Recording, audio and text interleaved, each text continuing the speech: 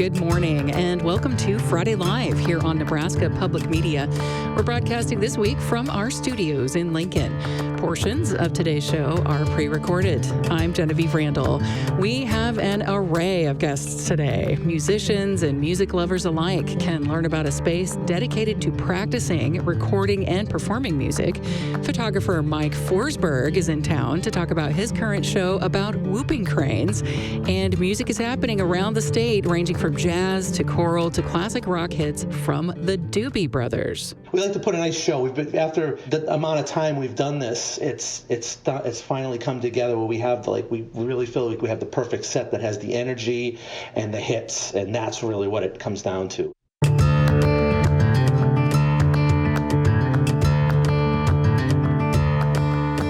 You're listening to Friday Live here on Nebraska Public Media.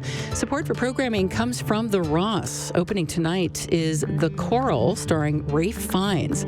As World War I rages on the Western Front, the Choral Society in Yorkshire, England, has lost most of its men to the Army.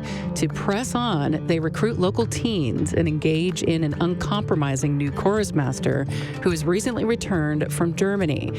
Continuing is Secret Agent. TheRoss.org. Photographer and author Michael Forsberg is in the studio with me today. His exhibition Into Whooperland, A Photographer's Journey with Whooping Cranes, is on view now through February 1st at Wallspace LNK. The exhibition is opening Friday up through Sunday afternoons and documents Forsberg's 5-year journey following the last wild population of whooping cranes along their 2,500-mile migration route through the Great Plains. Mike, thank you so much for being here this morning. Genevieve, wonderful to be with you. Thank you. You called whooping cranes a harbinger of hope. It's a beautifully poetic description. What does that mean? In the 1940s, whooping cranes were down to less than 20 birds on Earth, and almost everybody had written them off to extinction. Today, in the truly last wild, self-sustaining migratory population, there's roughly 550. And they move between northern Canada and the Gulf Coast of Texas twice a year and have been doing that, for a long time, a lot longer than we can remember. So in that is some worry, of course, because they're not out of the woods yet, but also a lot of wonder and a whole ton of hope. How do they recover? Well, I think because of us and despite us, frankly. I think that because of us, meaning that we had a number of conservation laws and a more conservation-oriented compass, maybe, coming out of World War II. In the 50s and 60s, the Endangered Species Act, they were one of the first card-carrying members of that act in 1973. And I think maybe most of all because people just started to learn more about those birds and how rare they were and the choices then we had to make in order to keep them on the planet. So, and I think we've also learned that cranes are very resilient. And these birds in North America There's 15 crane species in the world, and in North America, we have the most populous crane species of all, the sandhill crane, over 1 million, and the whooping crane, the rarest. So, pretty cool. And you, for 5 years, traveled that route, that 2,500 miles from Texas to northern Canada. Yeah. I want to know more about that journey. How did it change you as a photographer? What did you learn along the way traveling the same route? Right.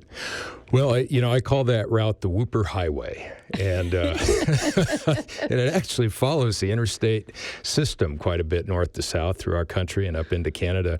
I don't know. I think in order to tell wildlife stories, wildlife stories are people's stories. And from our perspectives, we have to put ourselves into the bodies and the minds of the creatures that we follow. And so moving with these birds out of one of the last vast wildernesses left on Earth where they nest, which is in Wood Buffalo National Park in the Northwest Territories of Canada, which is 6-7 times the size of Yellowstone, and then migrate down through us through the heart of the Great Plains to a small little area on the Gulf Coast of Texas anchored by Aransas National Wildlife Refuge.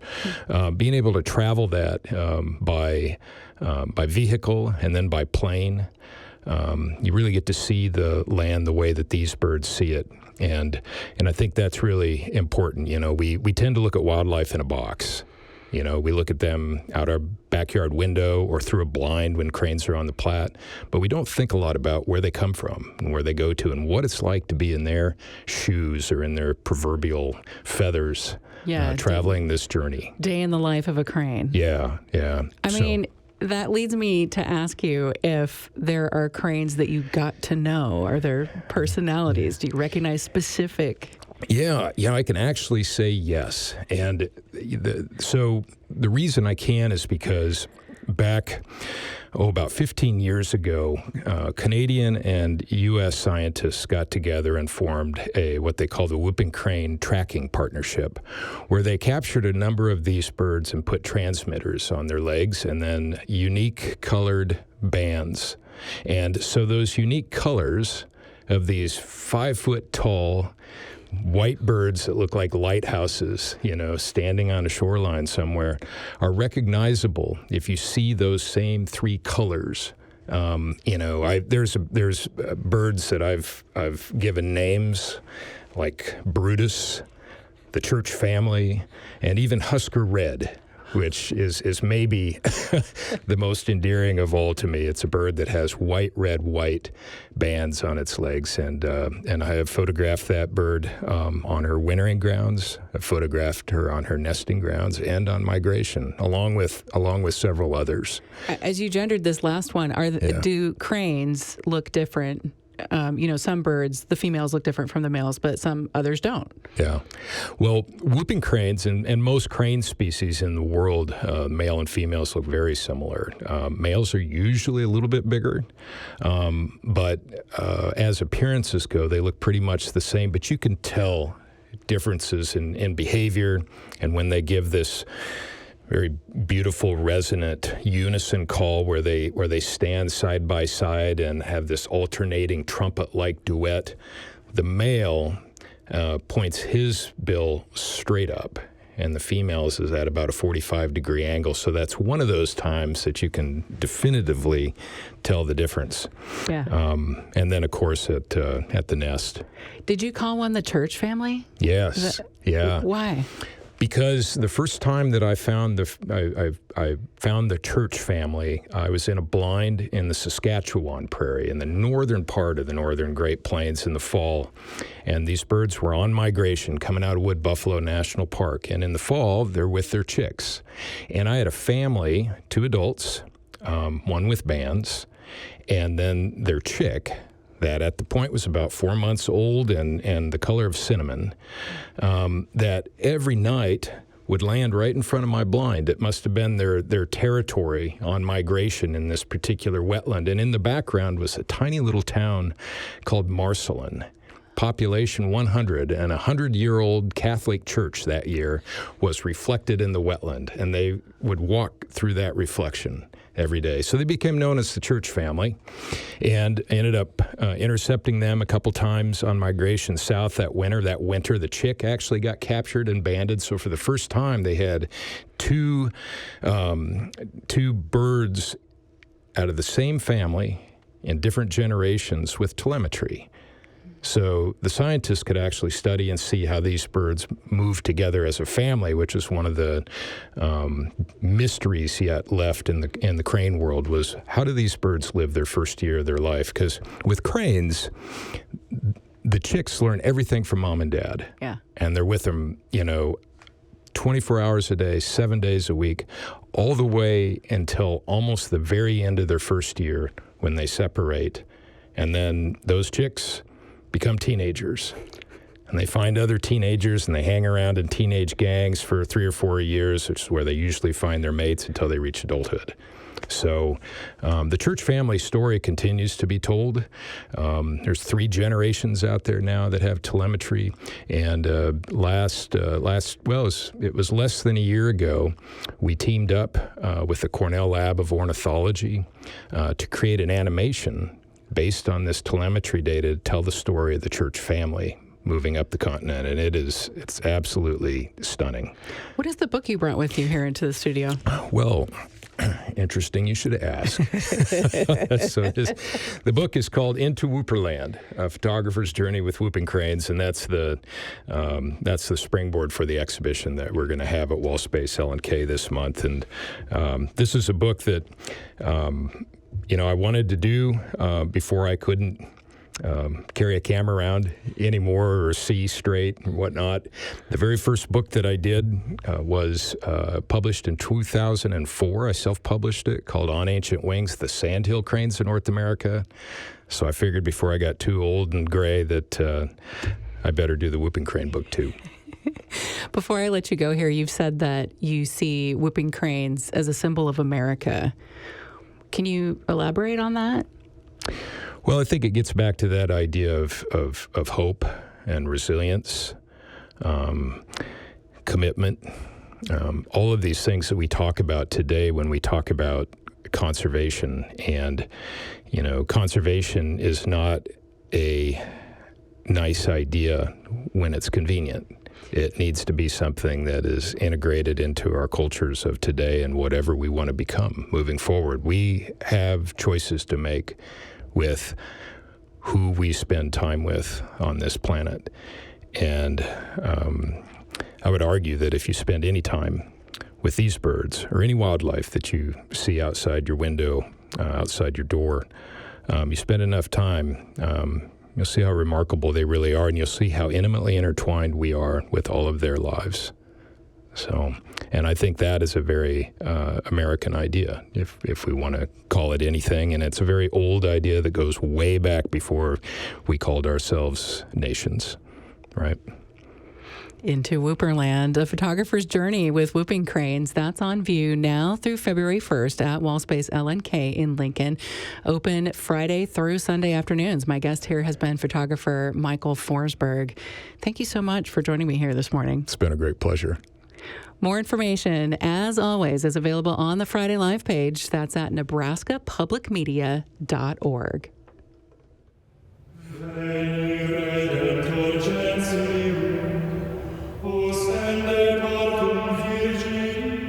Grammy-nominated vocal quartet New York Polyphony will be in concert Tuesday, January 20th, 7:30 p.m.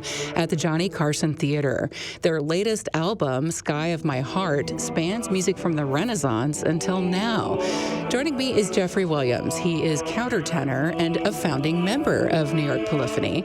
Originally from the Midwest, Jeffrey began his musical life as a treble with the American Boy Choir, and he's now an active performer, educator, church musician. Jeffrey, it's such a pleasure to meet you. Thanks for joining me. Thanks for having me. Can you talk a little bit about where the title for this album came from? Sure. This title, Sky of My Heart, comes from a piece of music that we've put on our new record, which is called Tsuki no Waka, which is a Japanese set of poems to the moon. Waka is the moon. And these are 12th century poems by the soldier turned monastic named Saigyo. And these were written by a woman named Akemi Naito for us to sing in 2020 to go to Japan on a tour that sadly didn't happen because 2020 happened. But thankfully, our most recent record, the main focus of it was to sing music that had been composed for us in the last 10 years or so. And so thankfully, we were able to give it some life through recording. And we do know Akemi a little bit, so we've been able to meet her, and she was able to be at the session. So at least this piece has gone on, and we've performed it, I suppose, 15 times or so since their premiere a couple of years ago. And Sky of My Heart is just a little fragment from one of the 6 little poems to the moon. So we're looking forward to singing it in Nebraska. Can you talk to me a little bit about the wide range of styles? Because then there's also Nico Muhly on here, and I know that he loves to put some fun challenges in for singers and instrumentalists alike when he writes that kind of music. You've got early music. What is the different approach that you take to those vastly different styles? I think we don't have a different vocalism from singing Renaissance music to singing more contemporary music. Fortunately, most of the contemporary music we sing has been composed for us, or at least with our voices in mind. Speaking about Nico, we know him a little bit, and our bass Craig Phillips and I were able to sing the premiere of this piece when it was done in New York, 12 years ago or so now, and it hadn't been recorded yet. So thankfully we were able to do the piece with our New York Polyphony colleagues and our friends from the group Lestrange Viols. And because Nico like I was a choir boy growing up in Providence, Rhode Island. So we speak the same musical language. We sort of understand the same vocalism, but he also knows New York Polyphony and how we make our music together. So it's sort of tailor-made, except that it wasn't written for us in this case. This was written for the group called the Hilliard Ensemble that retired just after this piece was premiered in London. And the Hilliard Ensemble was very much the inspiration for us coming together. Was this great ensemble of 4 singers, really interested in musicology without taking it too seriously, really interested in singing well and teaching a little bit, and how can we make this really ancient music feel very relevant now. And I think we're still doing that 20 years on now for us as an ensemble. Yeah, you are also a church musician, and New York Polyphony then sings a lot of early church music. What role has Christianity played in the history of vocal music? Well, really, until the Reformation, most of the music that was published or can be found in any written form was music written for the church. We have other fragmentary things, of course, from the secular world, but most of what has been passed on to us is because we have written down sources used for the church. Thankfully, a lot of that has been written for our vocal makeup of sort of a higher male voice and a low male voice and a couple in the middle, or sometimes for trebles, which I'm able to sing some in the land of what a voice soprano would do, not terribly high. And so we have really quite a treasure trove of music. We haven't run out of stuff yet. We have 1,500 years worth of polyphony, which is great. With 20 years in, we have quite a few pieces we've explored from the well-known names like Tallis and Byrd. But then we have some other composers we've come to really know and love, like the Spanish Renaissance composer Peñalosa. We did a recording almost entirely of his music. The composer Thomas Créquion was a Flemish Renaissance composer, wrote music that really seems perfect for our alto, 2 tenors, and a bass makeup. There's a wonderful setting of Lamentations we love to sing. The sacred music for us is great because it's how we sort of cut our teeth as ensemble singers, was in church choirs. But there's a wonderful opportunity, I think, to take this music into places which aren't expecting maybe sacred texts, because we're not looking to evangelize anyone. We're just looking to expose people to this repertoire, because most of what we sing is not sung on your average Sunday by even the better professional choirs. There's sort of their standard repertoire that they're singing maybe on a 3-year cycle to go with the readings of a church year. But we enjoy the opportunity that we didn't have when we were busier Sunday to Sunday as church singers, that we get to sing pieces over and over again.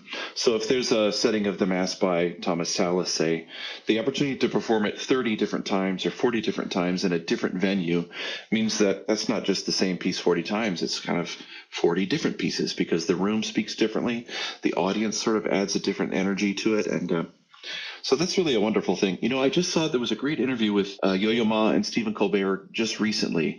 And I love this. I'm sorry to quote, this just happened, but I love that Yo-Yo Ma says the primary thing that music is energy. And we haven't talked about this as New York Polyphony before, but I think that's one of the things we really love, is that there's an energy to live music that we love to make. There's an energy to recording, of course, as well, because there's high stakes to getting it right. And there's that sort of fizzle to a recording session, but that doesn't have the energy that comes back from the listeners. And I'd much rather have the energy that comes back from a listener than a reviewer, though it's nice to get a good review too. Of course. I'm glad you brought up that concept from Yo-Yo Ma, because I was also thinking as you were talking about how it's so amazing, and Yo-Yo Ma is big on this. People connect to music, whether it's from any country on the globe and from any time. Here you're singing music that was written 12 years ago to music that was 100 to 200, 300 years old. I wonder what you hear from audiences about how or why they connect with music that can be from such disparate times. I think one of the things we get comments about is that there's some transportation that takes place for people. Either they're taken away from whatever might be the stresses of their day or their week or their daily life, because there is an escape to it, but there's also something that's refreshing. The live aspect unless there's an errant cell phone or something, there's something unadorned about it. I think twice in our career we've ever sung with microphones, so we don't have the barrier of microphones. We don't use music stands because we feel that's kind of a physical barrier with our audience. We don't use iPads because we feel that's a bit of a technological distraction. So we're still, analog, hard copy, write with our pencil guys in our music. And there's an authenticity to that I think people respond to quite a bit. There's a vulnerability to unaccompanied voices, especially the more sparse harmonies, even if we're singing plain chant, which has no harmony. And that's something I think is attractive to people, is humans being vulnerable. Hopefully that there's a piece in that. So I think that's one of the nice things we get to hear after concerts from audiences. Well, I guess finally, while you've got time here, Jeffrey, the quartet has been together now for nearly 2 decades. I did mention in my intro that you are a founding member. What has changed over the years, over those 2 decades, whether it's how you work together or even personnel? Yeah, we've had 3 personnel changes. We've loved all the members that we've had of our ensemble. The current quartet, myself and Stephen Wilson, Andrew Fuchs, and Craig Phillips, we very much just enjoy making music together. I think the early days we had a chip on our shoulder because we were the American group kind of doing the European thing. There's still not a professional American quartet, except for the Anonymous Four, who've retired now. We had that kind of early chip on our shoulder that we wanted to be. We were a little cocky, I'd say, and maybe a little dangerous in our programming. But I think we have matured over almost 20 years. But I think, there was a time when we toured quite a bit. We were on the road about 75, 80 days a year for a few years there, which was a lot for our sort of family lives and wives and husbands and daughters and dogs and things like that. And now we do about 30 concerts a year, which is really, it's a good sort of sweet spot. I think we enjoy taking the time to really work on the music right now. We look for sort of where can we take risks as to interpretation? Where can we be really deeper into what the composer might be saying if it's a new piece, or think more deeply about what the text might mean. I was just recently singing just in a church service Psalm 10, which speaks to the people being downtrodden by the power.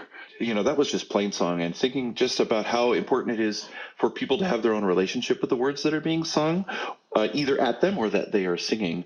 And that's what I think we've really honed over the years, is the opportunity to perform music in a way that doesn't force the listener to think in one way, but really to give them the opportunity to have their own reaction to the text, to the sounds. And I think that's an important thing, to develop good listeners. And I think that gives us good things to talk about after the concert. And we have that as performers too. We have lots of interesting things to say about how we sang a piece from night to night, and boy, I really loved what you did on that particular thing. That really spoke to me and helped me to sing my part better. So I think that's we're not in our 20s anymore. We're hardly in our 40s anymore. So there's a little bit of life behind that. There's if we're singing something about a parental relationship, whether between sort of God and God's people, there's sort of that relationship that fathers have. And so we take that sort of life knowledge into how we approach the music. So that's an interesting thing that's changed in the last 20 years. For sure. Well, you've been hearing here from Jeffrey Williams. He is countertenor and artistic director of New York Polyphony.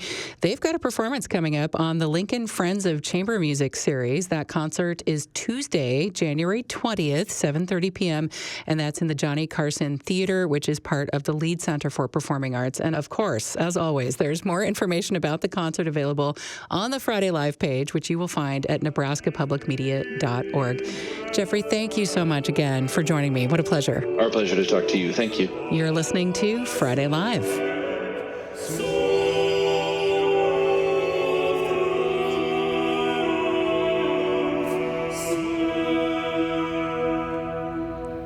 Still to come on this week's show, the tunes of the Doobie Brothers are coming to central Nebraska. And in just 8 minutes, poet Greg Kosmiski joins us again with some of his writing. This is Friday Live on Nebraska Public Media. The McGovern String Band say their 3-part harmonies and percussive playing bring back that legendary high lonesome sound of bluegrass. What that brings to mind for me is the Appalachians, that so many people worked in the coal mines, and the Irish and so many different immigrants that were looking for work, and not only lonely in the mines, but after they got out, they'd be sitting on the front porch picking and singing the blues, more or less.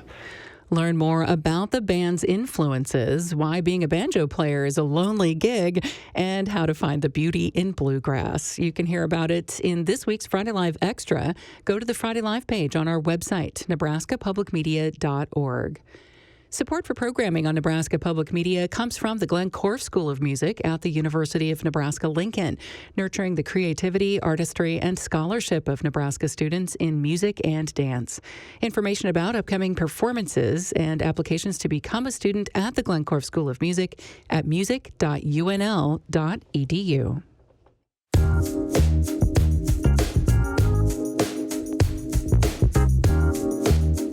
Get ready to listen to the music. As they say in the lyrics, the Doobie Brothers tribute band, the Brothers Doobie, is bringing a night of rock and 70s music to the Merriman Performing Arts Center stage. That's on Thursday, January 22nd, 7 p.m. And joining me now is guitarist, vocalist, producer Peter Tentindo. Welcome, Peter, to Friday Live. Hello there, Genevieve. Nice to meet you. It's good to be here. Thank you. So nice to meet you, too. How did you personally get introduced to Doobie Brothers music? So I've been very fortunate growing up. I had a good pool. My mother was a big fan of the Doobie Brothers. Well, actually, the reason that this band is even in existence because our manager, Michael Yorkel of Michael Yorkel Productions, was looking for a tribute act, and that happened to be this was about 6 years ago now, and happened to be looking for a Doobie Brothers tribute band, and that was how it all came about. And I was always a huge fan of the Doobie Brothers growing up. I was playing it, growing up in my, when I was practicing music, and obviously songs like China Grove and all the big hits and Long Train Running. But then later I got into the Michael McDonald era Doobie Brothers, which I really liked. And there's just two different generations of the Doobie Brothers fans, and what's great is we get to do all of it, and it's one of the most exciting things about doing this band. Is it those tight harmonies? What is it, Peter, and how do you learn those harmonies? Just very well written songs, very well amazing musicianship, that's for sure. Their music is just so timeless, and when we started the band, I didn't even realize how many hits you go through the set list and you're like, wow, these are all big hits, and there's just it was just. And I'm like, wow, my jaw was dropping when we first started the band. I'm like, well, we get to learn all these songs that are like big hits, and watching people when we perform those songs, how they react to all those songs, it's just amazing, How did you go about pulling together the other members of the Brothers Doobie? We had just kind of found these guys. I don't even remember exactly how this all came about. Our manager kind of found a lot of the people, and we just kind of all put it together, and just the guys that came in were all pro musicians. They'd been in other tribute acts or other bands in the scene, and we're all up in New England. A couple of us live in Massachusetts, a couple live in Rhode Island. One guy, he lived in Massachusetts. He now lives in Maryland now, but he still travels around with us too. And the band is phenomenal. We have our lead singer. His name is Sean Byrne. He covers all of that stuff, the Tom Johnston era, the Michael McDonald era. He does some of the Pat Simmons stuff. I do some of the Pat Simmons songs in the band that I sing as well. And then we have my other guitar player. His name is Mike Fretwell. We have Robert Whitlinger on the bass, and then we have our keyboard player. His name is Rich Antonelli, and then we have our drummer. His name is John Poole. Just an amazing group of musicians. They've been in the scene and just done some amazing things, and just all of us together, we just have a great relationship and dynamic on the road, and we have fun on stage. And that's the thing, we love interacting with our audience, and we're all a bunch of jokesters. We just love to have a good time up on stage, and that's what it's all about. That's why I was so excited. This is going to be our first time out in Nebraska, so we're very excited to meet everybody out there, and it's been great just going around the country and meeting everybody that are fans of the music, of that amazing music, Well, it's a beautiful part of the state. I'm sure you're going to enjoy Kearney. I should tell listeners here, you also write music for your own band, the Venus Mars Project. That was one of my older band projects. I also write my own original music as as well. And I am a producer and I teach music too. I do music full time. I'm very fortunate to be doing what I love doing.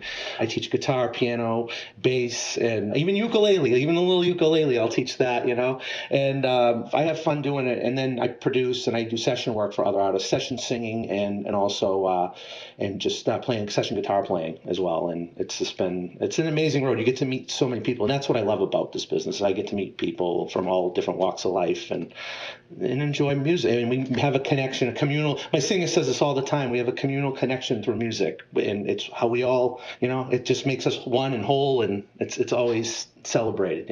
I've got one more for you about the Doobie Brothers specifically, but I'm thinking here, is it possible to make a living as a musician without having that sort of diversification that you've got, the teaching, different bands, doing different kinds of aspects of music? You're juggling a lot of, there's a lot of balls being juggled in the air, and it can be a balancing act, but you have to kind of, my best advice is you have to have both hats. You have to have the artistic and musical love and passion, but you also have to be smart when it comes to business, because a lot of musicians are out there and they may not be doing it as their living. They go out and do it, they might do it as a hobby.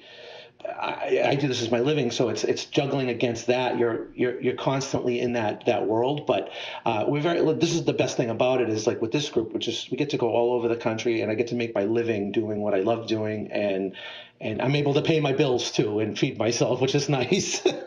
I'm not always the starving artist.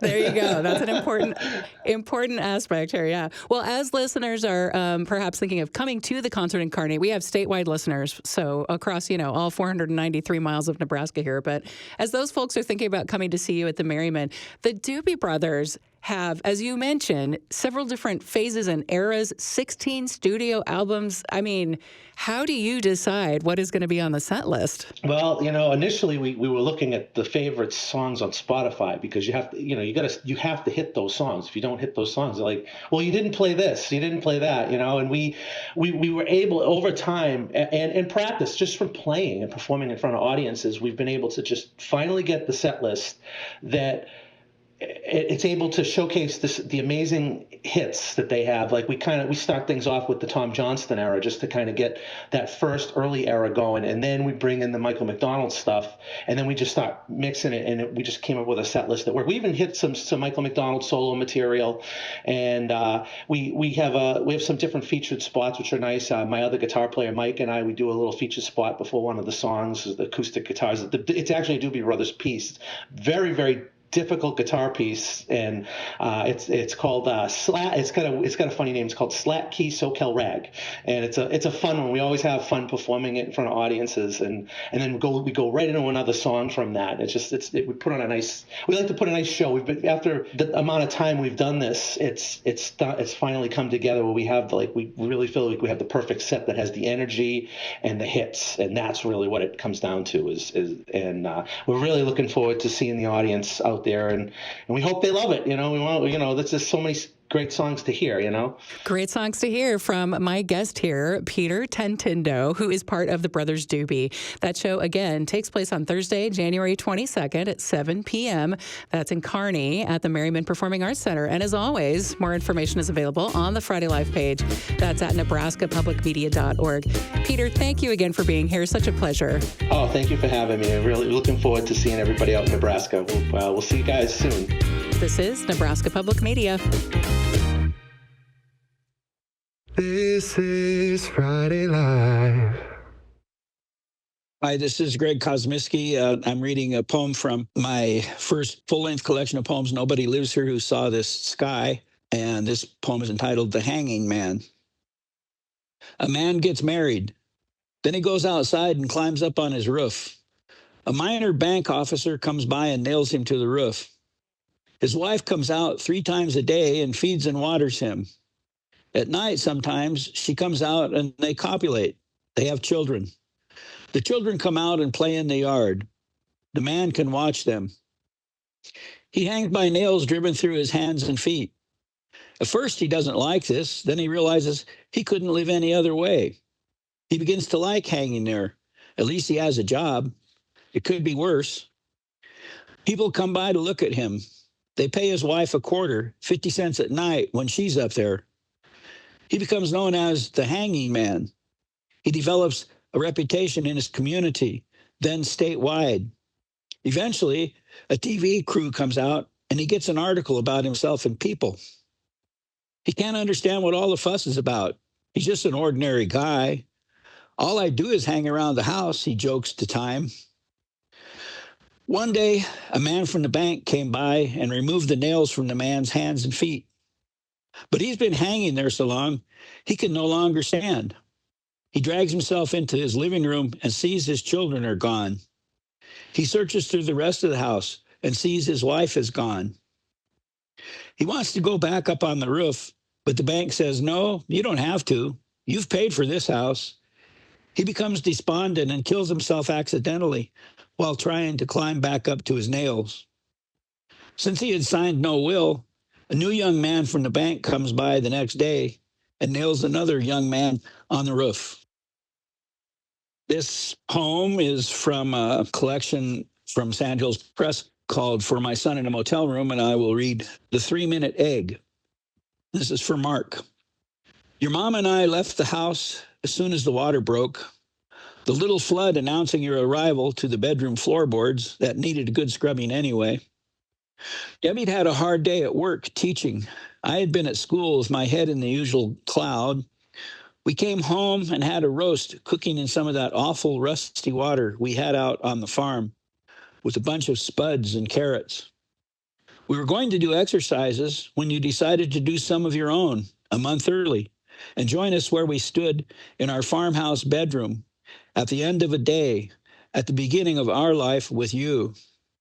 Today, about 19 years later, you call me from your house where you have moved in with your friends and try to be nonchalant as you always do. And then you get to the point, just as you always do. You always interrupt to say, so what's your point? Just as you did on your first night, when we drove the icy, moon-covered road to the room where good old Dr. Nazi would deliver you into the presence of the first bad joke you would hear. Then we, your new mom and dad, came home days later to roast rotted on the stove and all the delicious potatoes and carrots in that funky water. Your point, which was to ask, you who hate to ask anything, who would not even let me show you how to use a broom when you were 2, how to cook a soft-boiled egg. And so I tell you, and you're surprised, it takes such a short time. Perhaps you thought adulthood was more difficult to control than this. I tell you, yes, I think it's what they call the 3-minute egg. We tell each other we love each other and hang up the phones. I finish lunch by myself in the kitchen, reading a book of poems. In the 9th house we have lived in since you were born. Get into the 14th car we have had to buy since then. Drive back to the 6th full-time job I have held since that night. But what I didn't tell you is it really takes longer than that. Next poem I'd like to read is from a collection called Tables, Chairs, Wall, Window, also from Sandhills Press. It's poems of when my mom was going through dementia. West of Grand Island. We're driving towards sunset through sky peppered with geese that are always there, but you just can't see. You can't see them until you move through time and space, through air, through some life, to the place where they poke through, pinpricks of dark light on the purple-orange crazy of sunset. Then there they are. And you know this is another miracle you are witnessing, sure as dawn, sure as sunset, sure as hurtling through space on the planet, hurtling through space. Sure as your mother rose up one day to lie down to press you out from between her thighs, her love.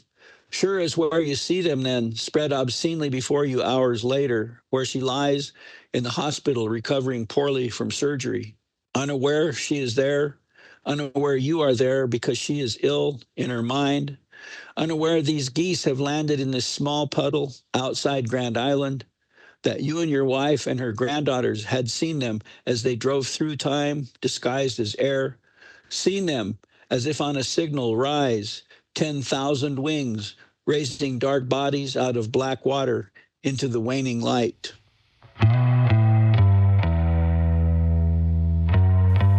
Greg Kosmiski read The Hanging Man, The 3-Minute Egg, and West of Grand Island. Kosmiski is a poet and retired social worker who lives in Omaha, Nebraska. He founded the Backwaters Press in 1997, which he now serves as editor emeritus.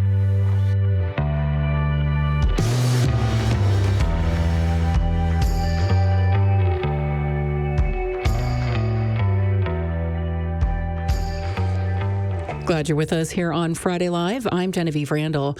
The Nebraska Jazz Orchestra is celebrating 50 years of bringing big band to the Heartland at the Lincoln Marriott Cornhusker Hotel. The next performance is Tuesday, January 20th at 7:30 p.m.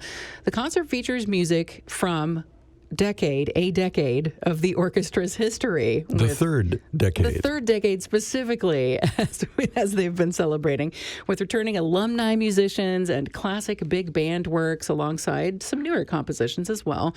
We've got here the voice of Ed Love, multi-instrumentalist, I might say, flutist, clarinetist, saxophonist when it comes to jazz, and music director for the Nebraska Jazz Orchestra since 1979? I think it was more like 1982. 1982, a few years different there. Whatever. But, you know, who's counting? Good morning, Ed. Oh, good morning, Jen.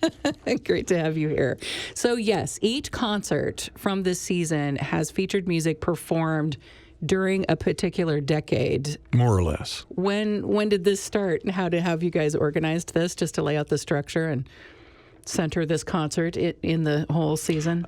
Right, that's how we built the season, since it's our 50th. So each concert focuses on a successive decade. So what represents this particular decade, the third decade? Well, in 1996, we started doing the Young Lions Band, which is an ensemble of young musicians, have to be no older than 21 years of age. They're selected by audition, and they perform the first set of the concert. And we've been doing that since 1996 as part of our educational outreach. And the group has changed, I'm assuming, over some of those years. Are there different ways that has changed? Has Nebraska Jazz Orchestra had elements that have stayed exactly the same? Have us old people stayed the same? Is that what you mean? I mean, I'm sure there's personnel that come and go. Oh, of course, yeah. But a lot of our musicians, two have been in it forever. And then most of them now have been in at least 30 years, some just 20, and I've been in it for 47. So I guess what I'm getting at, though, is how about the mission of the ensemble, and then how that determines what kind of music you play? Are there differences in those decades?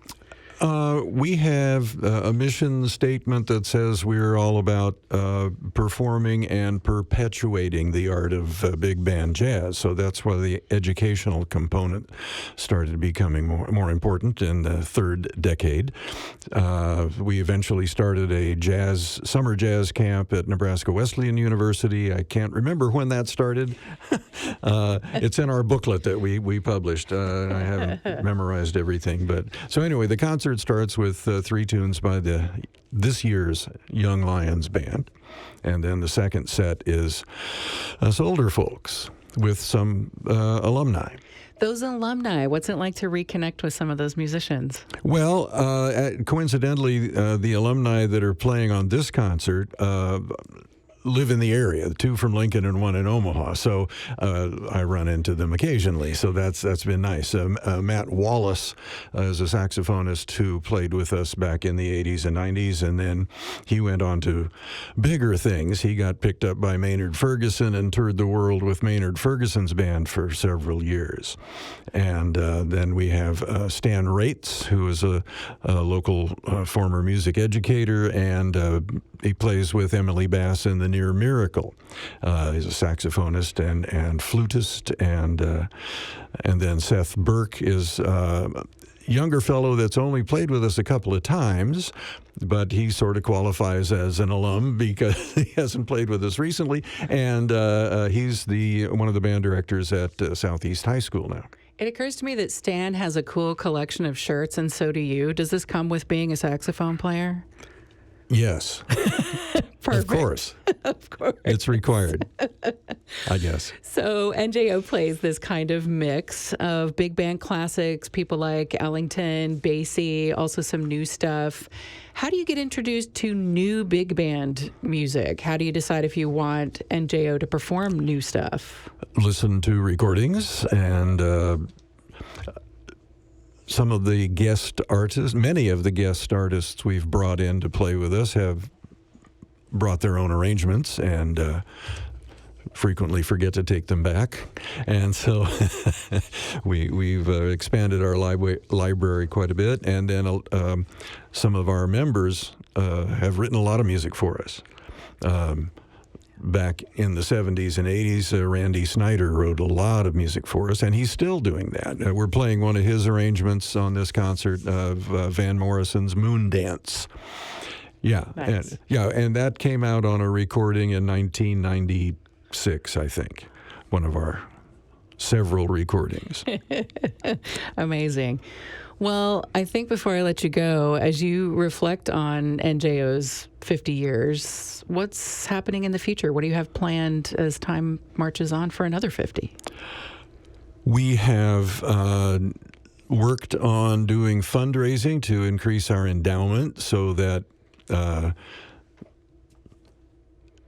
I suppose I won't be doing this forever, and our manager, executive director, Dean Heist, isn't young anymore, so we're planning ahead to make sure that the executive director position can get funded, and so we can hire somebody that wants to jump into the business of managing a big band. What's important about having big band music around like that? I mean, I'm thinking from the perspective of someone who's involved in an early music ensemble that's, ebbed and flowed over the years. And so those different genres, they're kept alive by things like you're talking about, fundraising and somebody willing to lead the charge. Indeed. So why big band? What's the case for it? Well, as somebody from New York Polyphony said, it's quoting Yo-Yo Ma, that it's the energy. And certainly big band jazz makes quite a different kind of energy from four male voices singing unaccompanied, and it's well, it used to be music for dancing. It was America's popular music for many, many years, and it makes you tap your toe, and it's exciting, it swings, and all the improvisation, it's creative, it's America's art form. Here you go, America's Art Form, and you can tap your toes as well. You just heard Ed Love making the case there for big band music. He is the music director of Nebraska Jazz Orchestra, which is celebrating 50 years of big band jazz. And the next concert is at the Lincoln Marriott Cornhusker Hotel. That's in Lincoln, in downtown. Coming up Tuesday, January 20th, 7:30 p.m. Ed, always a pleasure. Thank you for being here this morning. You're welcome. Thanks for having me. And this is Friday Live from Nebraska Public Media.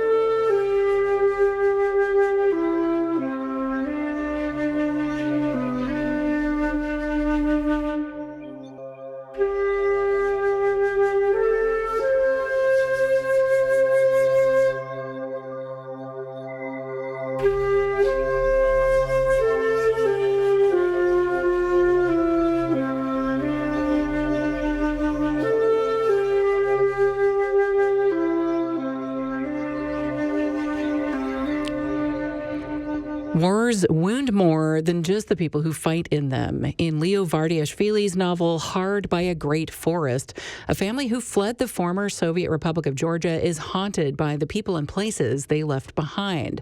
All About Books host Pat Leach was impressed. It's hard to believe that this is Vardiashvili's first novel. It works on so many levels, so many distinct personalities, They're playing within a mystery plot, all set in a distinctive place, and told in such a skilled voice. Hear a complete review of Hard by a Great Forest by Leo Vardiashvili, available online at nebraskapublicmedia.org/allaboutbooks. Support for programming comes From Bedient Organ of Lincoln, celebrating over 50 years of designing, building, restoring, and servicing pipe organs throughout Nebraska and across the United States. On the web at bedientorgan.com. The Omaha Chamber Music Society is trying to bring listeners closer to the music. KVNO's Gabrielle Escalera has more on the group's 2026 Heritage Music Series. In a city known for its symphony and opera, there is a growing appetite for something more intimate. The Omaha Chamber Music Society's Heritage Concert Series is now in its third season, bringing audiences face-to-face with the passionate heart of classical music's golden age. This January, pianist Ann Madison and soprano Corinna Brazos will open the season with Robert Schumann's most personal works, songs he wrote in the year he married his great love. Ann Madison has been teaching piano at the Omaha Conservatory of Music for nearly 25 years. But even for a seasoned musician, diving into Schumann's world reveals something special. The Romantic period, she says, has always been her favorite. In the Romantic period, they were so inspired by literature. So in some ways, I feel like it's just the right thing for us to kick off this series with 8 lieder that we chose, because it almost reveals the heart of the Romantic composers. The selection process was meticulous. Madison and Brazos listened to nearly 140 songs, all written by Schumann in a single year, 1840. It was his year of song, and it happened to be in the year he married Claire Wick, after years of her father's opposition to their relationship. The second group of songs that we chose are from a gift that he made for her, that he gave her on the evening of their wedding. Thomas Klug, the Heritage Series artistic director and principal violist of the Omaha Symphony, created this series with a specific vision. In recent decades, classical music has become highly specialized. Baroque music in one corner, contemporary in another.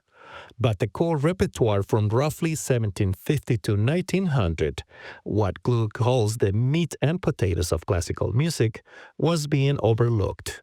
And I thought, well, there's all sorts of wonderful music out there of all eras in history, but why don't we also present this meat and potatoes, bread and butter heart of what we understood as classical repertoire to be also in a specialized manner.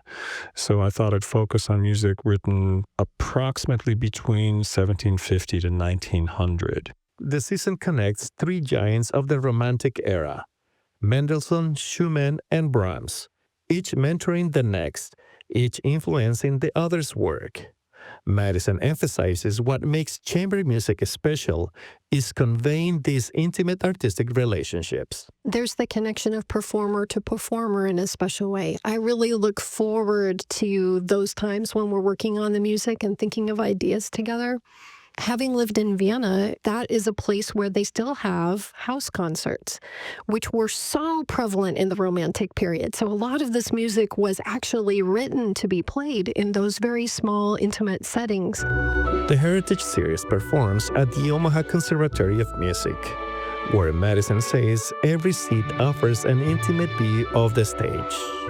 In an era of arena concerts and live stream performances, this series offers something rare, the chance to witness music the way it was meant to be an experience, up close, personal, and deeply human. The concert is this Sunday at 3 p.m. More information at omahachambermusic.org. For Friday Live, I am Gabriel Escalera.